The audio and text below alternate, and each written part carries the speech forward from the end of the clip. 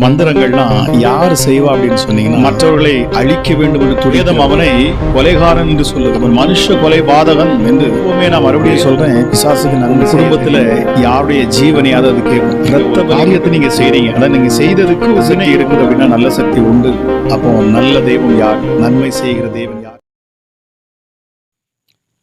Praise the Lord. கிறிஸ்துவுக்குள் பிரியமானவர்களே, ஆண்டவராகிய இயேசு கிறிஸ்துவின் நாமத்தில் நான் உங்களை வாழ்த்துகிறேன். இன்னைக்கு நம்ம என்ன பார்க்க போறோம் அப்படின்னு சொன்னா, பில்லி சூனியங்கள், செய்வினைகள் செய்கிறவர்களை விட்டு நாம் விலகி இருக்க வேண்டியது மிக அவசியம் என்பதை நான் வேதத்திலிருந்து உங்களுக்கு சுட்டிக்காட்டி பல காரியங்களை நான் உங்களுக்கு சொல்ல ஆசைப்படுகிறேன். பாருங்க, இன்னைக்கு நிறைய பேர் பில்லி சூனியங்கள், செய்வினைகள், மந்திரங்கள், அதாவது மந்திரவாதிகள், இவர்களை தேடி அவர்கள் செல்லுகிறார்கள். இதனால நடக்கிற விளைவுகள் மிக மோசமாக இருக்கிறது. அதாவது வேதம் சொல்லுது, பிசாசுக்கு நன்மை செய்ய தெரியாது, அசுத்த ஆவிகளுக்கு நன்மை செய்யவே தெரியாது. வேதம் சொல்லுகிறது, அவன் திருடன், திருடவும் கொல்லவும் அழிக்கவுமே வருகிறான் என்று அவன் வேறொன்றுக்கும் வரான் அப்படின்னு சொல்லப்பட்டது. வேதம் அவனை கொலைகாரன் என்று சொல்லுகிறது. அவன் மனுஷ கொலை பாதகன் என்று வேதம் பிசாசுகளை சுட்டி காண்பிக்கிறது. அப்ப பாருங்க, இந்த பில்லி சூனியம்ங்கிறது, ஏவல், இந்த மந்திரவாதங்கள் யார் செய்வா அப்படின்னு சொன்னீங்கன்னா, மற்றவர்கள் மேல பொறாமை கொண்டவர்கள், மற்றவர்களை அழிக்க வேண்டும் என்று துடிக்கிறவர்கள், மற்றவர்கள் நன்றாக வாழ்வது பிடிக்காமல் செய்வார்கள். இன்னும் பார்த்தீங்கன்னா, மற்றவருடைய உடைமைகளை இவர்கள் பிடுங்கிக் கொள்ள இப்படிப்பட்ட இந்த பொல்லாத வழிகளை இவர்கள் நாடுறாங்க. எப்பவுமே நான் மறுபடியும் சொல்றேன், பிசாசுக்கு நன்மை செய்ய தெரியாது. அது கொடுக்கிற மாதிரி இருக்கும், ஆனா எல்லாத்தையும் வாரிக்கொள்ளும். அதை அதிகமாக கொடுக்கிற மாதிரி இருக்கும். உங்க குடும்பத்துல யாருடைய ஜீவனையாவது அது கேட்கும். இரத்த பலி கேட்கக்கூடியது. ஏன்னா அது உயிரை அழிக்கக்கூடியது. இயேசு கிறிஸ்து சொன்னார், நானோ அவைகளுக்கு ஜீவனை கொடுக்கவும் அது பரிபூர்ணப்படவும் வந்தேன் அப்படிங்கிறார். பாருங்க, வேதம் இதை மிக ஆழமாக வெறுக்குது. இந்த செய்வினை அப்படிங்கிறது. செய்வினை அப்படின்னா செயல்பாட்டு வினை. நீங்க ஒரு காரியத்தை நீங்க செய்றீங்க, அதான் நீங்க செய்ததுக்கு வினை உங்களுக்கு வருது. ஒரு மனிதன் எதை விதைக்கிறானோ அதையே அறுப்பான் என்று வேதம் சொல்லுது. ஒரு மனுஷன் எதை விதைக்கிறானோ, பாருங்க, நீங்க முள்ளை விதைச்சா முள்ளு தான் வரும், முள் வெளி தான் வரும் இல்லையா? ஒரு முள் செடியை விதைக்கிறீங்கன்னா ரோஜா விதைச்சிங்கன்னா ரோஜா பூ வரப்போகுது. நீங்கள் எதை விதைக்கிறீர்களோ அதுதான் உங்களுக்கு பலனாக வந்து சேரும். வேதத்தில் கலாத்தியருக்கு எழுதிய நிருபம் 6ஆம் அதிகாரம் 7ஆம் வசனம் இதைத்தான் சொல்லுகிறது. மனுஷன் எதை விதைப்பானோ அவன் அதையே அறுப்பான். நீங்கள் மற்றவர்களுக்கு எதை செய்ய நினைக்கிறீர்களோ அதுதான் உங்கள் வாழ்க்கையிலும் செயல்படும். ஆரம்பத்தில் ரொம்ப நல்லா இருக்கிறது போல இருக்கும். இந்த செய்வினைகள் செய்வது, மந்திரங்கள் செய்வது எல்லாம் ஆரம்பத்தில் ரொம்ப அற்புதமாக இருக்கும். பாருங்க, நான் அந்த மந்திரவாதத்தின் வழியாக செய்வினைகளால் பாதிக்கப்பட்டு இயேசு என்னை அதிலிருந்து விடுதலை செய்தபடியினாலே, அவர் எவ்வளவு வல்லமை உள்ளவர் என்பதை அறிந்தபடினாலே இந்த 20 வருடங்களாக நான் ஆண்டோடைய ஊழியத்தை செய்து வருகிறேன். ஆக இந்த நாளிலே இதன் மூலமாக பாதிக்கப்பட்ட அநேக ஜனங்களை நான் அறிகிறேன். இன்னைக்கு அநேக ஜனங்கள், ஆயிரக்கணக்கான ஜனங்கள் என்னிடத்துல மொபைலில், என்னிடத்துல ஃபோனில் பேசுகிறாங்க, ஜெபிக்க வர்றாங்க. இந்த செய்வினைகள் செய்து அதனால் பிடிபட்டு செய்த வினை மறுபடி இவர்களை தாக்கி அழிக்கப்பட்டு, பாருங்க, பிசாசு அவர்களை மறுபடியும் அவர்களை பிடிச்சு கொள்ளும். இது நீங்கள் எந்த மந்திரவாதிகிட்ட கேட்டாலும் சொல்லுவாங்க. எந்த மந்திரவாதிகளுக்கும் செய்வினை செய்கிறவர்களுக்கு இது நன்றாகவே தெரியும். செய்வினை செய்கிறவன் என்ன செய்வாங்க அப்படின்னா, மந்திரவாதம், நீங்கள் ஒரு மந்திரவாதிகிட்ட போகிறீங்க, நீங்கள் ஒரு செய்வினை செய்ய சொல்கிறீங்க, அவங்க செய்வாங்க. அந்த செய்கிற மந்திரங்களை ஏவி, அதாவது பிசாசுகளை ஏவி விடுகிற பொழுது அந்த பிசாசுகள் என்ன செய்யும் அப்படின்னா, அது போய் அந்த மனுஷனை அதை அழிக்கிறதுக்கு அது முயற்சி செய்யும். எந்த மனுஷனை அழிப்பதற்கு அது முயற்சி செய்கிறதோ, செய்வினை செய்த உடனே அந்த மனுஷன் அந்த குடும்பத்தில் போய் அது என்ன செய்யும், அங்கே யாராவது பலவீனமற்றவர்கள் இருக்கிறார்களா அப்படின்னு சொல்லி அதை பார்த்து அவர்களை அழிப்பதற்கு அது முயற்சி செய்யும். இந்த செய்வினைகள் என்ன செய்யும் அப்படின்னா, வந்துச்சுன்னா இந்த செய்வினை பிசாசுகள் அவர்களுடைய உடைமைகள், சொத்துக்களை அழிக்கும். அதுக்கு அடுத்து பார்த்திங்கன்னா, குடும்பங்களில் குழப்பங்களை கொண்டு வந்து ஒருவருக்கு ஒரு சண்டைகளை உண்டாக்கும். அதுக்கடுத்து வியாதிகளை கொண்டு வரும். இப்படி உடைமைகளை எல்லாம் அது பறித்து கொள்ளும். ஆனால் இதுவே கிறிஸ்து இயேசுவுக்கென்று ஒரு உண்மையாய் வாழ்கிற ஒரு மனுஷனுக்கு விரோதமாக, ஒரு மனுஷிக்கு விரோதமாக, ஒரு குடும்பத்துக்கு விரோதமாக, தேவனால் தெரிந்து கொள்ளப்பட்ட, தேவனை தன் தெய்வமாய் கொண்டு இயேசு கிறிஸ்துவை சொந்த இரட்சகராக ஏற்றுக்கொண்டு ஆராதிக்கிற இந்த ஜனங்களுக்கு விரோதமாக செய்வினைகள் செய்வார்கள் என்று சொன்னால் நிச்சயமாக அந்த செய்வினைகள் திரும்பும். அது யாருக்கு திரும்பும் அப்படின்னா, அது நேரம் எந்த மந்திரவாதி செய்கிறானோ, எந்த செய்வினை செய்கிறானோ அது அவனிடத்துக்கே திரும்பும். ஆனால் அவன் என்ன செய்து விடுவான் என்று சொன்னால், அவன் தன்னிடத்துல வருகிற பொழுது, இதுக்கு நான் ஒன்றும் செய்ய முடியாது, நான் பொறுப்பு இல்லை, இதை செய்ய சொன்னது அவன்தான் அப்படின்னு சொல்லிட்டு யார் செய்ய சொன்னார்களோ, பணம் கொடுத்து யார் செய்ய சொன்னாரோ அவர்கள் பக்கமே திருப்பி விடுவாங்க.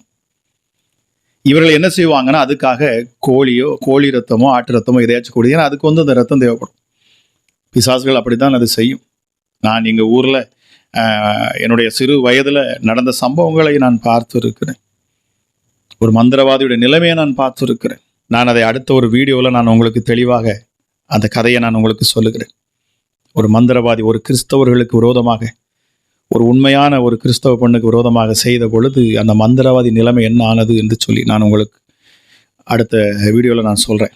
தொடர்ந்து நீங்கள் இந்த வீடியோவை நீங்கள் தொடர்ந்து கவனித்து வாங்க. இதை குறித்து தான் அநேக காரியங்களை நான் பேசுகிறேன். ஏனென்றால் நான் அதில் பாதிக்கப்பட்டு அதிலிருந்து ஆண்டவர் என்னை வெளியே கொண்டு வந்திருக்கிறேன். அதுக்குரிய காரியங்கள், அநேக காரியங்களை நான் ஆராய்ந்து பார்த்து அதற்குள்ளாக இறங்கி, நான் என்னை காப்பாற்றுவதற்காகவே நான் பல மந்திரவாதிகள் மந்திரங்களை இதையெல்லாம் செய்து பார்த்தவன், எல்லாவற்றிலும் ஆழமாக இறங்கி ஆராய்ந்து பார்த்தவன். ஸோ கெட்ட சக்தி இருக்குது அப்படின்னா நல்ல சக்தி உண்டு. அப்போ நல்ல தெய்வம் யார், நன்மை செய்கிற தேவன் யார் என்று நான் என்னை காப்பாற்றும்படி நான் சுற்றி அலைந்து திரிந்த பொழுது பல மதங்களுக்குள்ளாக, பல மத சடங்காச்சாரத்துக்குள்ளே போய் எல்லாவற்றையும் செய்து பார்த்ததுக்கு அப்புறம் தான் கடைசியாக அந்த இயேசுவை நான் கண்டு கொண்டேன். அவருடைய நாமத்துக்கே பிசாசுகள் அவ்வளவு பயப்படுகிறது என்பதை அதில் தான் கண்டு கொண்டேன். அந்த நாமம் அப்படிப்பட்ட ஒரு நாமம், இயேசு என்கிற நாமம்.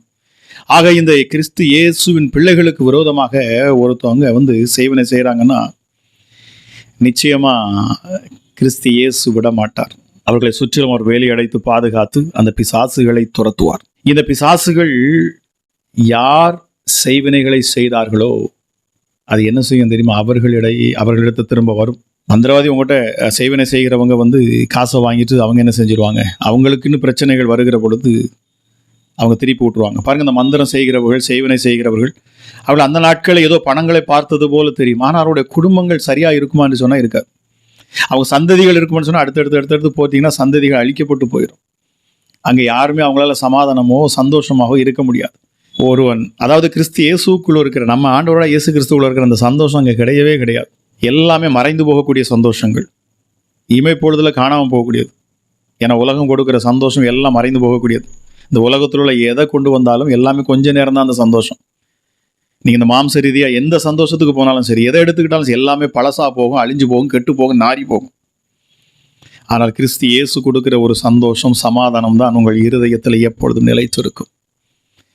ஆக பிரியமானவர்களே, இந்த செய்வினைகள், மந்திரவாதத்தை நாம் நாடக்கூடாது என்று வேதம் மிக தெளிவாய் சொல்லுகிறது. தேவன் இந்த மந்திரவாதிகளை, இந்த செய்வினை செய்கிறவர்களை, பில்லி சூனியங்களை செய்கிறவர்களை, செத்தவிடத்தில் போய் குறி கேட்கிறவர்களை தேவன் அருவருக்கிறார் என்று வேதம் மிக தெளிவாய் சொல்லியிருக்கிறது.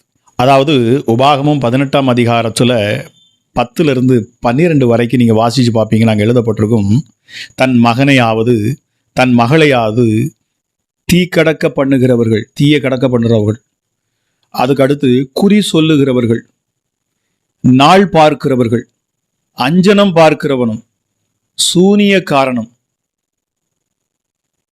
மந்திரவாதியும், சன்னத்தக்காரனும், மாயவித்தைக்காரனும், செத்தவர்களிடத்தில் குறி கேட்கிறவனும் உங்களுக்குள்ளே இருக்க வேண்டாம்.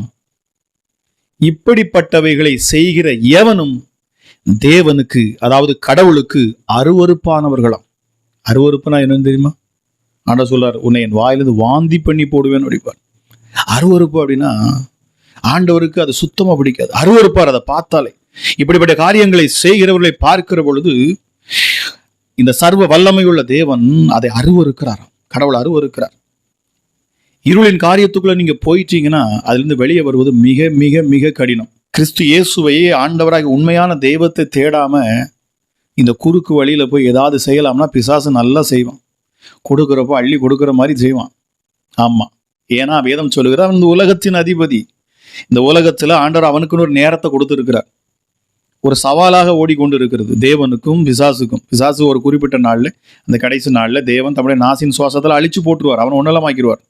அவனுக்கு முடிவு என்னன்னா நரகம். அவனோடு கூட சேர்ந்த ஜனங்கள் போகக்கூடியது நரகம், பாதாளம், அக்கினி கடல் அவர்களுக்கு வைக்கப்பட்டிருக்கிறது. ஆனால் நாம் அதை அறியாது அதில் போய் மாட்டிக்கொள்ளுகிற பொழுது நாமும் அந்த அக்கினி கடலுக்கு பாத்திரவான்களாக மாறுகிறோம். அதான் ஆண்டவர் சொல்ல, அவங்களை அருவருக்கிறார். அவங்கள பார்க்க கூட விரும்ப மாட்டார். செய்த வினை திரும்பி வருகிற பொழுது பிசாசு எப்பொழுதுமே பாருங்க, அவன் திரும்பி வருவான். திரும்ப வந்து அவன் உங்களிடத்துல, உங்க குடும்பத்துல உங்க ஏதாச்சும் ஒரு உயிரையோ ஜீவனையோ எடுக்க விரும்புகிற பொழுது அவன் வியாதியும் பலவீனத்தையும் கொடுத்து அவன் செயல்படுகிற பொழுது நீங்க தப்பித்துக்கொள்ளி யாரிடத்துல ஓடுவீங்க? எங்க போனாலும் கொஞ்சம் உங்களோட பணம் விரயமாகும், உங்க சரீரம் பலவீனமாகும், குடும்பத்துல பிரச்சனைகள் வரும், ஏகப்பட்ட பிரச்சனைகள், சொல்லி முடியாத பிரச்சனைகள், முகாந்திரம் இல்லாமல் உங்களை பகைப்பார்கள். நீங்க எங்க ஓடினாலும் உங்களுக்கு சமாதானம் கிடைக்காது. சந்ததிகளையே துரத்தி அழிச்சு விடும். நான் இதை கேட்டுக்கொண்டிருக்கிற உண்மையான ஒரு கிறிஸ்தவர்களுக்காக நான் பேசுறேன், கிறிஸ்தவ மக்களுக்காக நான் பேசுறேன். இன்னைக்கு அநேகர் கிறிஸ்தவர்கள் அதை செய்கிறார்கள், அதுதான் வேதனை எனக்கு. இன்னைக்கு இயேசு கிறிஸ்துவை அறிந்தவர்கள், கிறிஸ்தவர்கள் என்று சொல்லக்கூடியவர்கள் இப்படிப்பட்ட காரியத்தில் இறங்குறாங்க. இது எதனால உண்டாகிறதுனா, தன் சகோதரன் மேல, தன் சகோதரி மேல, சொந்தங்கள் மேல, உறவுகள் மேல கொண்டு இருக்கிற பொறாமைகள். அவன் நல்லா வந்துட்டானே, அந்த வயிற்றெரிச்சல்னு சொல்லுவாங்க பார்த்தீங்களா, நம்ம அதை எரிஞ்சு அந்த அவங்களுக்குள்ள தாங்க முடியாது. அவன் பிள்ளை நல்லா வந்துருச்சா, அது வரக்கூடாது. எங்கள் குடும்பத்திலலாம் சவால் விட்டு எனக்கு செய்வினை செஞ்சாங்க. என்னுடைய சாட்சியை நீங்கள் கேட்டு பார்த்தீங்கன்னா தெரியும். சவால் விட்டு எங்களுக்கு செய்வினை செய்தார்கள். எங்கள் உடைமைகள், சொத்து எல்லாம் அந்த நாட்களில் போனது. ஆனால் என் ஆண்டவராகிய இயேசுவை எப்பொழுது விசுவாசித்தோமோ, எப்பொழுது நாமத்தை கூப்பிட்டோமோ, அன்றைக்கு என் தேவன் கிரியை செய்ய ஆரம்பித்தார். செய்தவர்களை எதை செய்தார்களோ அவர்கள் அதிலே அழிந்து போனார்கள். என் தேவன் சர்வ வல்லவர். நான் ஆராதிக்கிற இந்த இயேசு மிக பெரியவர். இவர்தான் சர்வ வியாபி, சகலவற்றையும் படைத்து சிருஷ்டித்து உண்டாக்கினவர். பிசாசு என்பவன் தள்ளப்பட்டவன். அவன் இந்த உலகத்துல குறுக்கு வழியில இந்த பொறாமை, எரிச்சல், கோபம், இப்படி அசுத்த கிரியைகளுக்கு யாரெல்லாம் இடம் கொடுக்க விரும்புகிறார்களோ, அதாவது உலக இச்சைகளில் யாரெல்லாம் சிக்க வரும், இந்த உலக இச்சையை யாரெல்லாம் அனுபவிக்க நினைக்கிறார்களோ அவர்கள் எல்லோரும் இதில் மாட்டுவாங்க. அவர்கள் எல்லாரும் பிசாசு கண்ணி வச்சு தூக்குவான். அவர்களுக்குள்ள எப்போவுமே ஒரு நல்ல கேரக்டரும் கொண்டு வர மாட்டான். அவன் இம்மீடியட்டாக உள்ள வருவான். இப்படிப்பட்ட மனுஷர்களுக்குள்ள மன்னிக்க தெரியாத ஜனங்கள், மற்றவரிடத்தில் அன்பு கூற தெரியாத ஜனங்கள், இவர்களுக்குள்ள ஈஸியாக உள்ள வந்துடுவான். வெளியில நடிப்பாங்க, வெளியில ரொம்ப நல்லவங்க போல அவங்க காண்பித்து கொள்வாங்க, ரொம்ப அன்பா இருக்கிறது போல, நிறைய நல்லது செய்யறது போலலாம் செய்வாங்க. ஆனால் கர்த்தர் அறிவார், என் ஆண்டவர் அறிவார். இது சரியத்தில் அவர்களுக்கு வியாதியையும் பலவீனத்தையும் கொண்டு வரும். அவங்களால வெளியே சொல்ல முடியாது. அந்த கடைசி நேரத்தில் என்னதான் பணங்கள், சொத்துகள், ஆஸ்திகளை சேர்த்து வைத்திருந்தாலும் அந்த கடைசி நேரத்தில் அவங்க தனித்திருப்பாங்க. அப்போதான் அவங்களுக்கு புரியும். ஆனால் இந்த நேரத்தில் நான் போய் ஆண்டவரை கூப்பிட்டா அவர் எங்கே பதில் கொடுக்க போகிறார்? அந்த கடைசி நேரத்தில் போய் செய்ததெல்லாம் செஞ்சுட்டு கடைசி நேரத்தில் தான் யோசனை வரும், ஐயோ நம்ம பண்ண தவறுகள் எல்லாம் அவர்களுக்கே வினையாக வந்து சேரும். ஒரு சிலர் தான் நல்லா இருக்கிறது போல தெரியும், அடுத்த சந்ததிகளை அழித்து விடும். இவங்க கோடிக்கணக்கில் சேர்த்துருவாங்க, பல காரியங்களை செஞ்சு எப்படியோ அதை இதை மற்றவங்கள்ட்ட ஏமாற்றி பிடுங்கிடுவாங்க, வாங்கிடுவாங்க. ஆனால் அது நிரந்தரமாக நிற்காது. அது நிற்காது. அது எல்லாம் அடுத்த சந்ததிகள் இப்படிங்கிறவர்கள் அழிச்சு விட்டு போயிடும். எனக்கு எத்தனையோ பேர் அது போல தெரியும், என் கண்களால் நான் பார்த்துருக்கிறேன். தேவனுக்கு உகந்த பிள்ளைகளாய் நாம் நடக்க வேண்டும் என்பது ஆண்டோடைய விருப்பம். இந்த வார்த்தையை கேட்டுக்கொண்டிருக்கிற, இந்த விஷயத்தை கேட்டுக்கொண்டிருக்கிற நீங்கள் யாராக இருந்தாலும் சரி, தயவு செய்து இப்படிப்பட்ட காரியங்களை இறங்காதுங்க. அது உங்களுக்கு ஆபத்தாக முடியும். உங்கள் சந்ததிகள் அழித்து விடும். அவன் கொடுத்து கொல்றவன் பிசாசு. ஆமா, அவன் ஆத்துமாவை கேட்பான், உங்க ஜீவனை கேட்பான், உலகத்துல எல்லாத்தையும் தருவான். இதை தான் இயேசு கிறிஸ்து இடத்துல போய் செய்தான் இல்லையா? இயேசு கிறிஸ்து சகலவற்றை மேற்கொண்டார். அப்பாலே போ சாத்தானே என்று துரத்தினார். பிசாசு சொல்றான், இந்த இந்த எல்லாத்தையும் பாருங்க, இங்க இருக்கிற பெரிய பெரிய இந்த ராஜ்யங்கள், அதிகாரங்கள், வல்லமைகள், பெரிய பெரிய எல்லா ஆளுகையும் என்கிட்ட தான் இருக்குது, என்ன வணங்குங்கிறான் பாருங்க. அவருடைய விருப்பம் அதுதான். ஆக இந்த வார்த்தையை கேட்டுக்கொண்டிருக்கிற நீங்கள் இதை ஆழமாக புரிந்து கொள்ள வேண்டும். அப்போஸ்தலனாகிய பவுலை எடுத்து பார்த்தீங்கன்னா அற்புதமாக இருக்கும். பவுலுடைய பிரசங்கத்தின் நாட்களில் மிகப்பெரிய அற்புத அடையாளங்கள் நடக்கிறது. அவனுடைய நிழல் படுகிற பொழுது அந்த ருமால், கர்ச்சிப்பு எல்லாத்தையும் போட்டாங்க, அவனோட ஆடையை தொடுகிற பொழுது இயற்கைக்கு மேற்பட்ட அற்புத அடையாளம் நடக்கிறது. இதை என்ன பண்ணுறாங்க அப்படின்னா, நிறைய மந்திரவாதிகள் பார்க்குறாங்க. இதை நீங்கள் அப்போஸ்தல நடபடிகள் 19ஆம் அதிகாரத்தை எடுத்து படித்து பாருங்கள். யாராக இருந்தாலும் சரி, அதை படித்து பாருங்க. இவன் செய்யக்கூடிய அற்புத அடையாளங்களை நிறைய மந்திரவாதிகள் பார்க்குறாங்க. ஒரு மந்திரவாதியோடைய பிள்ளைகள், அதாவது 7 பேருக்கு மேலே அவங்க பார்த்து அவங்க என்ன செய்கிறாங்க, நாமளும் இந்த இயேசுவை, பவுல் பிரசங்கிக்கிற இயேசுவின் நாமத்தில் போ பிசாசுன்னு ஒரு பிசாசை விரட்டுறாங்க. ஆனால் அந்த பிசாசு என்ன சொல்லிச்சு அப்படின்னா, எனக்கு பவுலையும் தெரியும், இயேசு கிறிஸ்துவையும் தெரியும், நீ யார் அப்படின்னு சொல்லிட்டு அவனை உண்டுலன்னு ஆக்கிருச்சான். ஓட விட்டு அந்த பிசாசு அவனை அம்மனப்படுத்தி அவர்களை தாறுமாறாக கிழிச்சு விட்டுருச்சான்.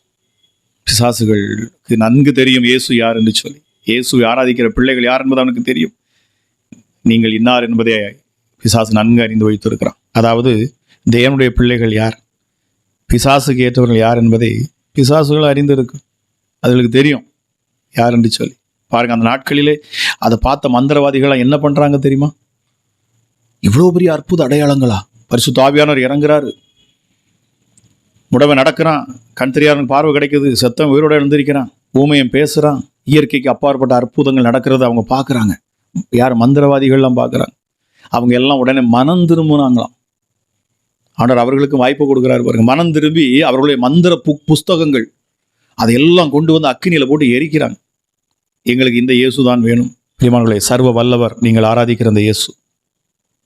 ஆக ஒன்றை மட்டும் நினைவில் வைத்துக் கொள்ளுங்க, நீங்க செய்வினைகள் செய்கிறவர்களாக இருந்தால் உங்கள் நிலைமை ஐயோ, நீங்கள் பரிதபிக்கக்கூடிய ஒரு இடத்துக்கு நீங்கள் போவீர்கள்.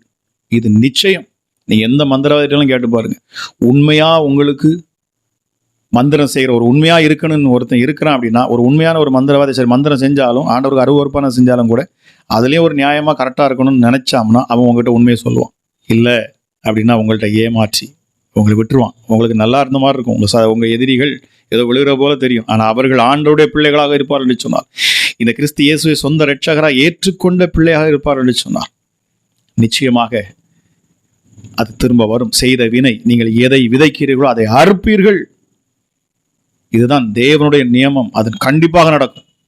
ஆக தயவு செய்து இந்த விஷயத்துக்குள்ள நீங்கள் இறங்காதுங்க. இப்படிப்பட்ட விஷயத்தில் இருப்பீங்க, வெளியில் வாங்க, இந்த இயேசு கிறிஸ்துவத்தில் மன்னிப்பு கேளுங்க, அப்படி சமூகத்தில் இருந்து நெல்லுங்க. ஆண்டவரே, நான் இப்படிப்பட்ட காரியங்களை செஞ்சுட்டேன், என்னை மன்னிங்க ஆண்டவரே, என் பாவங்களை மன்னிங்கன்னு அறிக்கை செய்யுங்க. மன்னிப்பு கேட்டு பாருங்க, என் ஆண்டவர் உங்கள் பாவங்களை மன்னிப்பார். உண்மையாய் மனம் திரும்புகிறவர்களிடத்தில் என் ஆண்டவர் மனதுருகுகிறார், தம்முடைய கிருபை வெளிப்படுத்துகிறார். நீங்கள் உண்மையாக மனம் திரும்பி பாருங்க, நிச்சயமாகவே என் ஆண்டவர் உங்களை எல்லா அக்கிரமத்திலிருந்து உங்களை மீட்டெடுப்பார். உங்கள் பாவங்களை தம்முடைய இரத்தத்தால் கழுவி உங்களை பரிசுத்தப்படுத்துவார். நிச்சயமாக உங்களுக்கு மறுவாழ்வு உங்களுக்கு தருவார். ஆக இப்படிப்பட்ட அருவருப்பான காரியங்கள், தேவன் அருவருக்கக்கூடிய, கடவுள் படைத்த, உங்களை படைத்த கடவுள் அருவருக்கக்கூடிய இப்படிப்பட்ட காரியத்தில் நீங்கள் இறங்காதிருங்கள். இதுவே ஒரு கிறிஸ்தவனாக இருந்து செய்தாலும் நான் சொல்லுகிறேன், தயவு செய்து செய்யாதுங்க. இப்படிப்பட்ட காரியத்தில், இப்படிப்பட்ட விஷயத்தில் இறங்காதுங்க. உங்கள் நிலைமை ஐயோ, பரிதாபமாக உங்கள் நிலைமைகள் மாறும். உங்கள் குடும்பத்தில் நிச்சயமாகவே இந்த பொல்லாத ஆவிகள், இந்த பிசாசுகள் நிச்சயமாக உங்கள் குடும்பங்களையே ஒன்னிலமாக்கி விட்டு போயிடும், கொலாப்ஸ் பண்ணிடும். ஆக மிக ஜாக்கிரதையாக இருங்க. தேவன் அருவருக்கிறதை நீங்கள் அருவருத்து உங்களை பரிசுத்தம் உள்ள பிள்ளைகளாக உங்களை காத்துக்கொள்ளுங்கள். நிச்சயமாகவே அடுத்து இதோட தொடர்ச்சியாக நான் ஒரு சாட்சியாக அடுத்த ஒரு வீடியோவில் நான் உங்கள்கிட்ட சொல்கிறேன். ஒரு மந்திரவாதியோட நிலைமை என்ன ஆனது என்பதை குறித்து நான் உங்களுக்கு சாட்சி சொல்லுகிறேன். கேட்கிற உங்களை கர்த்தர் தாமே ஆசீர்வதிப்பாராக. God bless you. Finished.